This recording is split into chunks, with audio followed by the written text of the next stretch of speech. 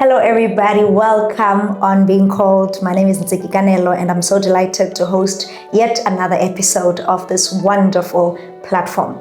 We discuss all things purpose, identity, obedience, and what it really takes to say yes to God and journey with God in your calling. Today, I am so excited, you guys. I've got maybe a little too excited. But I've got a dear friend of mine who I've met. It's been a couple of years now, and she's just been a joy in this journey of life. She's a girl called by God into ministry. One of the biggest part of the ministry is the music side of things, and I'm really excited. And I look forward to having a conversation with her as we just sit down and talk about her journey of calling and her journey of walking with God. So she is an internationally acclaimed songwriter and musician, and she is a pastor serving alongside her husband at Church Extended in Midrand. I'm really excited. I have Mabongi Pharaoh. She didn't like that internationally acclaimed part, but I had to put it in there because I'm spicy like that. My friend, welcome. How are you? Thank you for having me. I'm good. How have you been? I've been good. So good to have you. Thank you for accepting the invitation. I'm really excited. Yes, I had to come. First things first. How did you know God called you? Oh my goodness. I think it started when I was 16. I did not understand much then. But I just knew that there is a certain pulling that I had. I mean, as a 16-year-old, I am basically a baby in the faith because I got saved around the age of 16. And Wait. Same year. Hey? Same year you got born again, and same year you felt the calling of God? Basically, yes. The Lord did not want to waste time. He was like, girl, go. Love it. So it was around that age, as much as I didn't understand what was going on. But it felt like, I know a lot of people have got experiences where, I was sleeping, I was in the presence with the Lord, and this is what He said. For me, it felt like it's like God had to come down to my 16-year-old mind and level. Sure. It just felt like a conversation with a friend, because I remember I was walking from my friend's house back home in Tolamaj, walking from my friend's house, walking back home, and it's like I was having a conversation with a friend, and I do not forget this. There was not like a lot of words like that, but it's like I didn't even understand. Am I talking to myself? What's going on? Because it's so sudden. I was not in a place of prayer and fasting. I'm just a 16-year-old kid walking from my friend's house back home. But that's when I actually felt something is totally different. It actually even felt like I was walking with like someone that I can't see, but this someone is talking to me down to my level. I've called you for music ministry. The journey won't be easy, but I'll be with you all the way. I don't forget this, such that when I hit speed bumps along the way, I'm like, Lord, I was only 16 years old, minding my business. Doing me. Just doing what a 16-year-old is doing, Sure. So for me, the call started there. I mean, obviously, a lot happened from then, but my first real encounter with the Lord was when I was 16. Sure, that's incredible. Yeah. And you know what is funny? From all the conversations I've heard, most of them, people have received this calling at a young age. At a young age, man. And which, for me, it really validates this platform because a lot of young people are feeling something, are sensing something. That's true. They don't know what should be the next step then. So what did you do next? Who do you speak to about this to say, hey, God spoke to me. This is what He said. Oh, so what was your first, who was the first person you spoke to? And how did they respond to you saying God is calling you? I didn't exactly tell this to anyone. I just felt like, oh, it's just one of those conversations. And I just continued with life.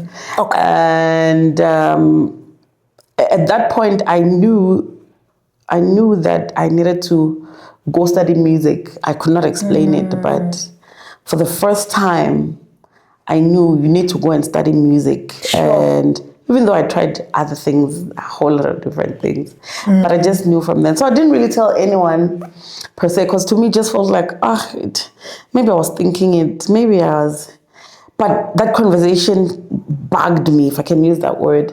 I thought about it like it's the one thing I was thinking about over and over and over again. So I didn't really tell it to anyone per se.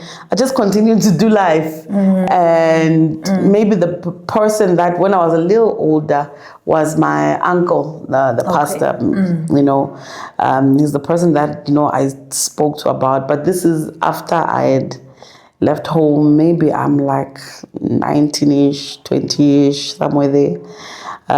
This is when I was serving under him as, one of his worship leaders. So the conversation happened then, and he's the one who actually, I was not studying music then. I was just still trying to make things happen. What else can I do? That's a real career, obviously. But and by the way, out of interest, yes, what were those options? Were medicine. you ever going to be a doctor? Oh, I was actually thinking about it. My older sister who's a pediatrician, bruh. Yeah. So my older sister was a doctor. Okay. So medicine was definitely there. I mean, she also did everything that she could do. Ladies and gentlemen, I present to you Dr. Okay, back to the podcast. Wouldn't that be cool? Anywho, but yeah, medicine. Because my older sister was studying medicine then. Yeah, she was definitely studying. So I'm sure my parents would be over the moon having two doctors, kids who are doctors in the same family. I know, right? That would have been so cool. Yeah. Sure. It's so amazing that with all the options, it looks like God was intentional. Yes. To speak to you about this. Yes. Prior. Oh, definitely. Before anything else started confusing you. For me, 100%. I totally agree with you. I feel like he needed to have that seed there. All he needed to do was just plant that seed, and it's fine. It will grow, and when the time comes, she will be ready. So I absolutely agree with you. It's like God just needed to come and, plant that seed and walk away, so to say, in the moment, and just watch it grow, even when I was not even aware of it. Yeah. And here's the thing, some people get confused, particularly gifted people, if I may use that term. Yeah. People that are multi-talented, they can do multiple things, and they're really good at them, They are just maths geniuses, they are musicians, they are chefs, they cook really well, they minister the word really well. And so they can find themselves in a crossroad where they need to decide which path to take. Yeah. How has you hearing God call you at a young age, you don't even know what it means. Exactly. How has that changed you as a person, and how you responded to opportunities that were not leading to that path? Okay, allow me to fast forward into my varsity days. Okay, so life happens. I tried to study medicine. I did like a business course, tried different things. But wait, did you actually enroll into medicine? No, I did like a what do they call it? When they take you like for where you have to do like a year or something. Yes, something, because my results were not that great. And ask me how many times I repeated my matric. Okay, that's a story for another day. Now I want to know. Bro, I mean, by the time I registered to study music, I was about 25. Really? Girl. Mabongi, you are one of the smartest people I know. Which is why I am shocked. Yeah, no, at the age of 25, because I've been trying other things. For our Black parents and Black communities, music it's not a thing. It's just a hobby. Yeah. So, and I was like, my parents are right. Let me try other things. I applied for engineering at some point. Trust me, Really? I tried everything. I tried to apply for everything, tried to study everything, such that by the time I finally got into my first year of music, I was about 24, 25, somewhere there. And I mean, that at that age, a 25-year-old is working already and stuff. My friends their life is starting to take off. Sure. And when I get to music, they start me on another bridging course. Lord have mercy. So you can imagine. The journey of the call. Exactly. But coming back to your question, when I was in varsity, I studied jazz. It was so cool, and would get to go and perform at all sorts of places. Mention it, I performed at it. And for me, it was always every time I go to whatever shows and gigs, all these jazz performances, we have something in me was like, bro, you don't belong here. And this thing started when I was in varsity, actually. But you don't belong here. It's like the Lord allowed me to, like, okay, it's fine, study, have fun with your friends, do your little clubs, do your little perform here and there, shows, this and that. But that thing, it's like it came back. You don't belong here every single time. Such that even when the money came in, yay, we've been paid for the gig. But there's just you don't belong here. I actually, so for me, that was the thing. Every time I try and we go this. And obviously, your friends, you're studying together, or even after varsity, you studied together, blah, blah, blah. So they know, we've played with my boys so many times, we have a gig at this place, bro, these are the songs, are you available? Of course, Imali, Let's go. Money will be the end of the it. inner voice is like, girl. Exactly. So for me, that was it. No matter what we did, no matter where we went, I always say, were you consciously connecting it to that conversation? No. It still had not clicked that, bro, remember when you were, it's an experience that I'll never forget, but at that point, it was just you were just doing life. Yeah. I mean, the love for music is there. The love for, just being out there and just doing music, it's there. But something always would be like, you don't belong here. Sure. That is so amazing. And what touches me is how the road wasn't smooth and straight. Sometimes people think once you have an inclination that God is calling you for something. Sure. Straight up, varsity, do this thing, let's go. Dude, you probably took 4 or 5 years just trying to find how to get to that space. Exactly. And for me, that is such a profound way of telling of your journey, because people feel like God has spoken. It must just happen. Exactly. Like, what are the delays now? Because what's holding me back now? The Lord has spoken. That's true. Whereas all of us, God can speak now. In fact, it reminds me of Christ, because Christ took a good 30 years before he could actually do what he came here to do. That's true. One would think it was a waste of time when he was growing, when he was exploring different things and doing different things. And yet, God was building something in them. I want to ask you, what are some of the things that helped you shape who you are in that preparatory phase or space before you actually become what we now know, a household name in the gospel music, but also the ministry you're doing with worship teams and the likes. And I can say now you're living in God's purpose, but the journey to get here, how has God shaped you and perhaps redeemed some of the lost time, if you will? I would say serving at my church. It may seem like it's not a big deal, but my years I served with my uncle from when I was, so my first attempt at matric, I failed. Really? You're not serious. No, my friend, you can say that No, again. you are not serious. My friend and I, we were just having the time of our lives. What do you mean? My parents were like, well, now we don't see you studying. Yes. What's going on? I'm Really? like, don't worry. I got this. I got it. Why do I get a feeling you're a problem child? No, I think we were also Look just... at the work of grace, everybody. There's nothing he cannot do.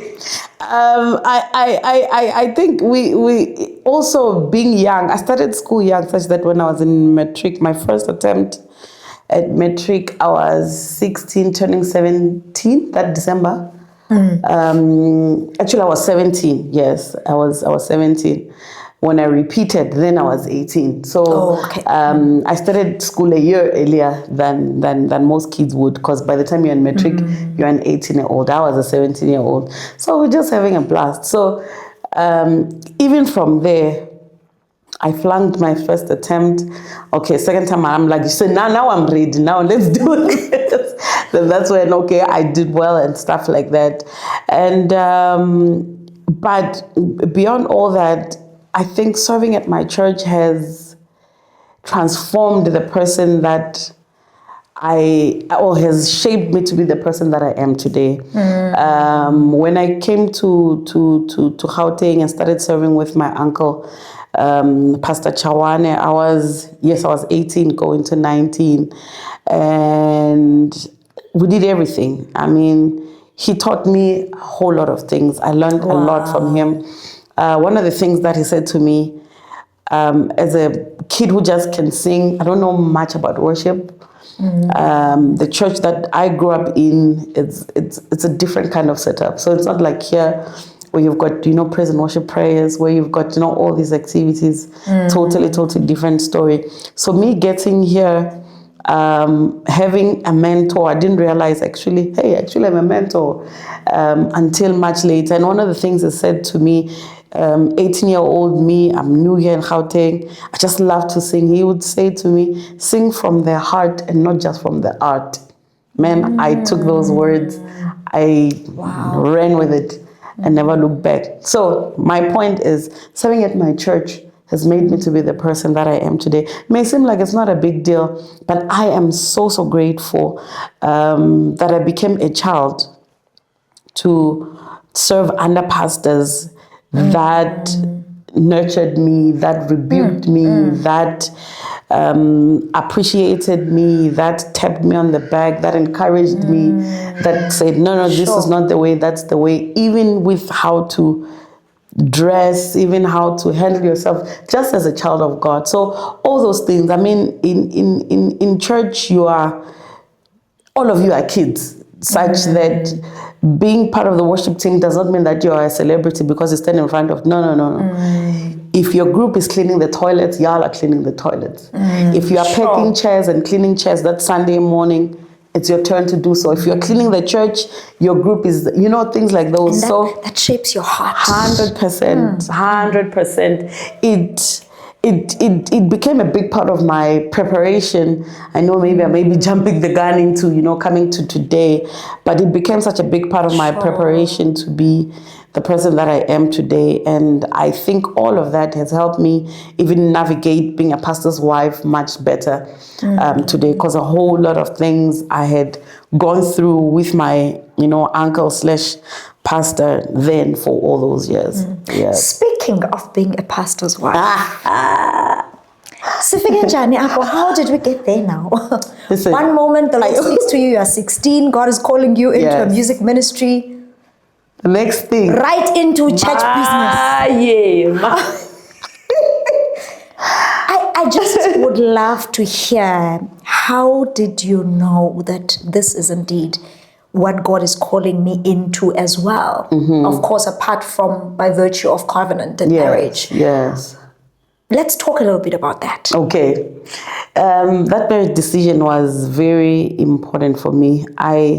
My prayer had always been, Lord, if I happen to find myself on a route that you did not plan for me, don't hesitate, my Father. Hangalasa. You know, Hold it to hangalasa. yourself. Scatter it. Hangalasa is when you know, just scatter it. And that has always been my prayer, such that even relationships were scary for me, because I'm like, I don't want to make that wrong decision. Because my uncle would say, the marriage decision is so important that it can either accelerate your calling or it can just kill it completely. And I was like, Lord, I do not want what you have put in me to be killed by choosing the wrong partner. Such that for me was really, really important. And I always tell young people in our church that when I met their pastor / my husband, he found me in the presence of God, in a sense that I was in a place where I'm like, Lord, if you don't say anything about an issue, not necessarily this marriage thing, but if you don't say anything about anything, for me, I don't interpret that as a yes. I'm like, okay, the Lord has not spoken, so I can't say anything about it. So what do you think of the narrative of peace? How has the Lord expressed himself in your journey, and how do you get that confirmation that this is the Lord? Because some people, and I'm asking a question that I've heard a couple of times around Christian circles, where people say, God did not say yes, but I've got peace about it. Do you subscribe to that notion or school of thought? I feel like we can't put God in a box such that every time we ask him about life partners, the only thing he will give us is just that peace.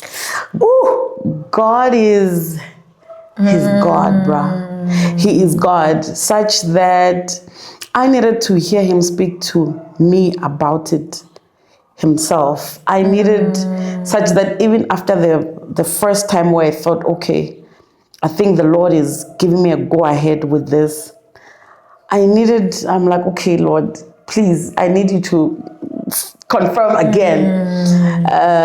Such that I did not even go in with my heart into this relationship. No way. What? Why? Butterflies, nyana, Lalela, ice cream, nyana, the moment, dates, swept me off my feet, romance. we've got the rest of our lives to sweep each other off our feet. Right now, it's time to be sober. I did not even want to go into this with my heart. My walls were really, really high. I needed to hear God first. My friend, when your heart is hooked already, do you think you'll hear God? No ways. When you are head over heels. When you are head over heels. And that is when, instead of waiting for God, exactly, choose the peace. Yes. Because it's the easier route. It is easier route. God hasn't said anything, but I've got peace. Yes. And guess what? Maybe this peace is just the flowers and the chocolates and the nice dates and the, how he looks at you and how you look at him. Yes. Oh my word. No, I feel you. I was telling, I think, I was, young people love asking married people all these questions. So how? And I was saying to them, I actually am more in love with my husband now than I was the day I said I do. Wow. It's over time, we've been married for 5 years now. Over time, I've gotten to really know the kind of person, which means before I got in, I really needed to hear God. God is the one who knows this guy. I'm like, God, me, I don't know who this guy is. I don't know what he's going to be like 5 years from now. I don't know how he's going to change if we come into a lot of money. Money tends to expose people's hearts. I don't know how he's going to act. Now he may be acting cool and all humble. Maybe it's because he does not have a lot of money like that. And you know what they say? Sometimes you're not humble, you are just poor. You're just broke. So it was so important for me to really, really hear God before I went into it. Such that even when I walked down the aisle, I'm like, Lord, you know, this is, I'm here because I believe it is you that spoke about this union, and not because I'm just in love with the guy. I mean, at first, not even at first, I mean, he's not a guy I would even consider. I would always say, no, he's not my type. He's too uptight. I'll work. Friend zone. From day one. By the way, when you guys walked down the aisle, Yeah. did you know that he has a pastoral calling? I did, yeah. By then I did, but in my initial days of knowing him, I always say to him that when you tricked me, because when I met you, you did not tell me that you were a pastor straight ahead. You just said my name is JP, and I was like, oh, okay, a regular guy, because your friend here was praying against a pastor. Oh, really? Were you one of those? Yeah, I don't know. I was one of those. So I said, by the time this thing actually came into light, that how this guy is actually called, now we are talking letters and lobola dates. Not that he kept it from me, but he just presented himself as a guy, not as a pastor, and then he would tell me, okay, I've got this calling and blah, blah, blah. I'm like, oh, well, it's too late now to run away. It's too late to run away now. So yeah. Beautiful, beautiful. I think, guys, I don't know what you think. I think we need a part 2 with Mabongi. At this point, listen, there's so much. And for me, it's not so much about getting to know her life story, but it's about really understanding the journey of how one gets to obey and answer the calling of God. Yeah. Let me ask you, when you started with music, you said you tried different things because it is known that music isn't really a career. Yeah. Do you feel like saying yes to God in that regard costed you anything? It costed me everything, if I can put it that way. It definitely did cost everything, because trust me, when you say yes to the call, it's what you were saying, what you were mentioning earlier. That process of preparation, it's difficult. It's hard. Joseph had dreams when he was still at his father's house, telling his brothers about it. I had a dream. This is what happened in my dream. But he got sold. He became a slave. Sure. He was in jail. I mean, there is no hope. Like, it looks like there's no hope at that time. Like, you're in jail for something you did not even do. Sure. At that point, it's not looking like those dreams were just dreams. But God has a way of just doing things. The journey is the one that can really get difficult, such that sometimes Lord, really, but God is so good. He's such a loving Father. He is so, so, so gracious. And as you speak, I'm thinking about how God is able to, even what you feel is costing you, is actually what God needs to produce out of you the gold that's required. That's true. For the journey, and has it been fulfilling though? 100%. Oh my word. Including all those days of being frustrated and crying before the Lord and feel like, you should have just let me finish my medicine, Lord. I would be, So I definitely would not trade it for anything. Living a life that is God ordained for me, that is like the best gift that God has given me. Never mind me giving him. So wait, say that again. Living a life that is God ordained for me. Yes. You know why that strikes a chord with me? Because a lot of people find themselves in this world, and automatically when they come in, they look at what other people are doing. And they start doing that. And there is absolutely no fulfillment there. That's true. And they live their lives chasing what everybody else is chasing. That's true. So please say that again. Living a life. Yes, that is God ordained for me. I even felt like, Lord, you could have chosen anyone for this. But the fact that he was like, okay, Mabongi, tap me in, go in, you got this. It's such an incredible, incredible honor. Such an incredible salvation enough. Salvation alone was enough.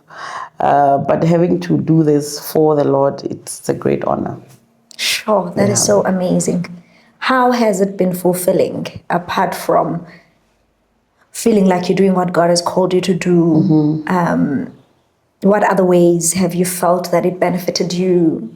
that though it costed you everything, but you've gained everything as well. I love the way you put it. It cost you everything, but you also gained everything. I think one of the things for me that when this journey started was I knew the Lord was calling me for churches, worship teams as well. Because one of the main things was everything you learn at school, go take it and share it with the body of Christ.